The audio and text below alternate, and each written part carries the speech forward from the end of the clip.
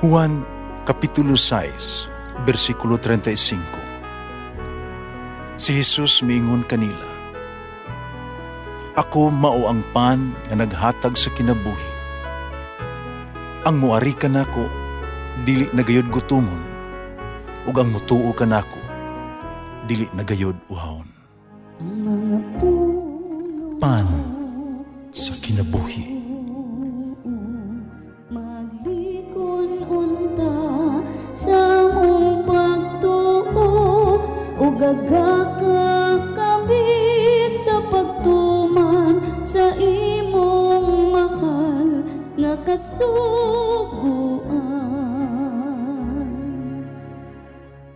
Ang Ginoo manaa kaninyo. Santos nga Ebanghelyo sumala ni San Lucas.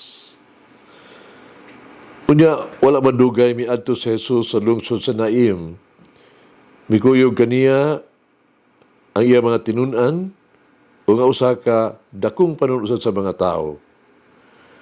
Sa pag-abot niya sa ganghaan sa lungsod, maugayoy pagula sa mga tao nga naglubong ug minatay.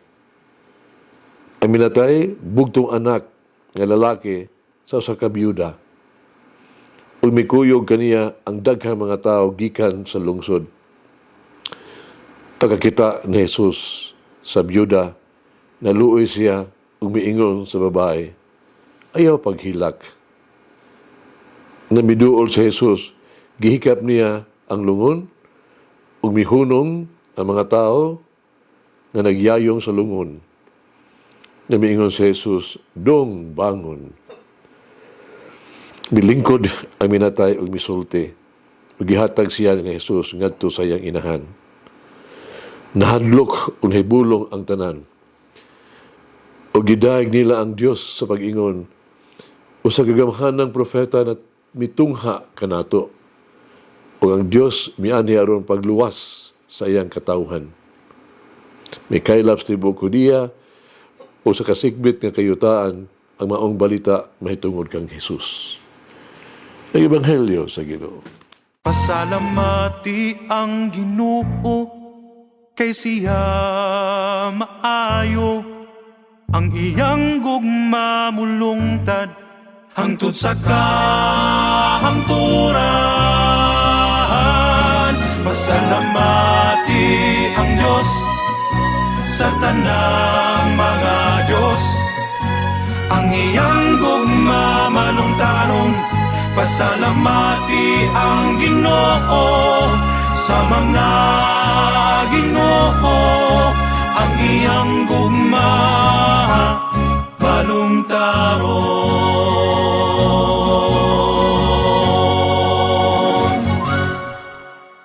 Dili sa Ebanghelyo karong adlaw atong masinati ang tawhanong kinaiya ni Jesus. Naluoy siya. Naluoy siya sa usa ka byuda. Ngano man? Kano makaluoy man?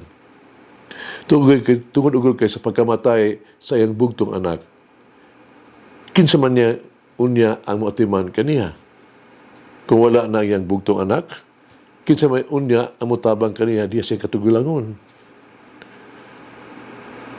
Nasabtan ni Jesus ang kasakit o kaguol sa byuda sa kamatayon sa usa ka minahal. Gibati sa ni Jesus ang kaguol usab ka wala gyud maghimo, no? Tungod sa kamatayon sa iyang bugtong anak. Kung wala na iyang bugtong anak, ang byuda mawalan usab sa iyang gitawag to kalipay, kasiguruan sa kinabuhi.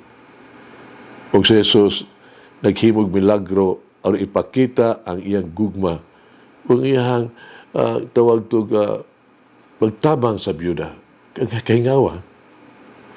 Ngadtong panahon na ugod kay mga balo giisip nga wala na gyud mahimo. Kung walay bisan kinsa ang mga balo, walay bisan unsa, wala na makapanalipod nila. Wala na usa makasuportar kanila silahang panginahanglan sa ilang kinabuhi. Helpless. Ang byuda sa Ebanghelyo karon considered wala sa patay usab. Kaya kung wala na ang iyang bugtong anak, wala na siya panginabuhi o panginabuhian. O sa dihang kipasiguli ni Jesus ang kinabuhi siyang bugto anak, Jesus usab naghatag kaniya og bag-ong paglaom ug bag-ong kinabuhi. Sa ingon si Jesus, gihatag siya sa iyang inahan. Verse 15. Aron atimanon siya pag-ayo, labi na sa iyang katigulangon. Dinhi makaingon kita nga uban ni Jesus kanunay adunay paglaom ug kahigayunan. Uban kang Jesus kanunay adunay bag-ong kinabuhi. Uban ni Jesus kanunay adunay umaabot, kanunay dunay kaluwasan. Unsay reaksyon sa mga tao dinhi sa Ebanghelyo karon? Sila mituaw sa pag-ingon, ang Dios miduaw sa iyang katawhan. Ang pulo nga gigamit alang sa gitawag tog pagduwa o pagbisita, usa ka termino sa Biblia nga nagpasabot nga usa ka pangkinglabot sa Dios sa kinabuhi sa tao. Kini nagpasabot sa kaluwasan. Ang pagbisita, pagduwa nagpasabot nga ang Dios nabalaka pag-ayo ug siya mutabang kanato. Ana ang Dios o ginabuhat sa Dios kung unsa ang ikinahanglan, kung unsa ang mapuslanon. Gikan sa libro ni Ruth, atong mabasa nga ang Ginoo miduaw sa iyang katawhan o gitagan sila og paglaom. Chapter 1 verse 6. Usab sa kinabuhi ni Zacarias sa iyang Benedictus, din siya mituaw, proclaim, daygon ang Ginoo, ang Dios sa Israel, kay iyang giduaw o giluwas ang iyang katawhan. Karon ato ang hinumduman nga ang Ginoo nasayod sa ato ang mga panginahanglan. Ang Dios napakabana kanato tanan. Miani siya aron pagluwas o pagtubos kanato. Uban siyang anak nga si Jesus aron sa pag-alagad, pagluwas kanato. Si Jesus miduaw kanato aron pagpakita o paghatag sa iyang gugma. Siguladong kini sa usa ka yugto sa usa ka kinabuhi sa usa ka bantugan tigsusulat. George Bernard Shaw, kung nakailam mo. Yung sa kaadlaw ni Ana, may ato sa ka tindahan sa libro, bookstore, di na ibaligra ang mga libro nga discounted na ba sa daw second hand. Sa na nagbasa siya sa mga libro, pinipili siya, usa ka pamilyar nga libro nga nakakuha sa iyang atensyon. Kini usa ka libro nga di ay iyang kaugulingong sinulat. Ibasa niya kini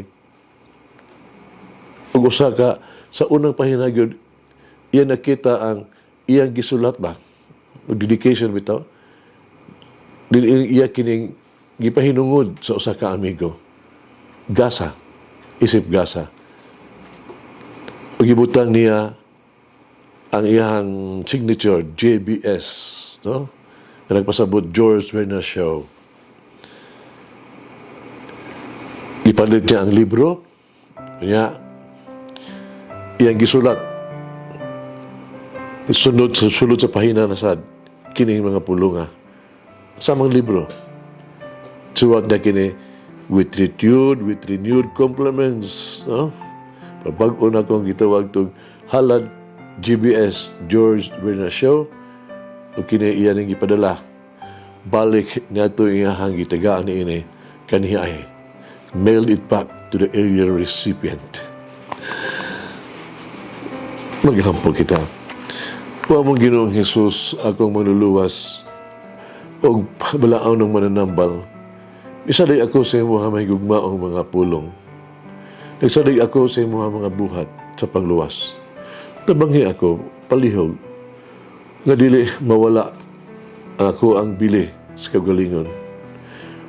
O usika ng ako ang potensyal, tabangi ko, palihog nga dili gubon ko, ako ang ngalan sa magwaldas sa imong mga panalangin.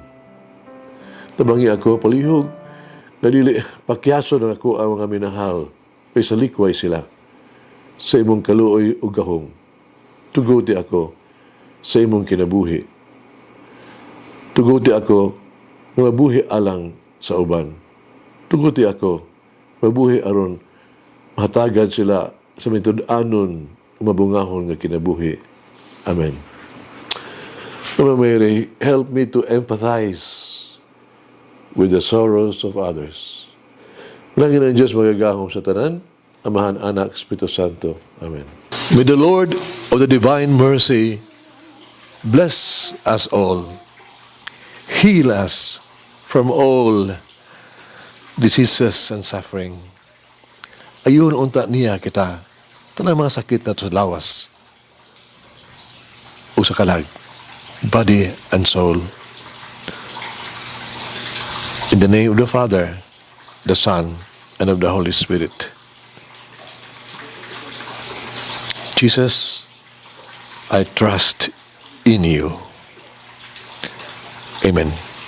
Whoever eats the bread of life will never hunger, says the Lord.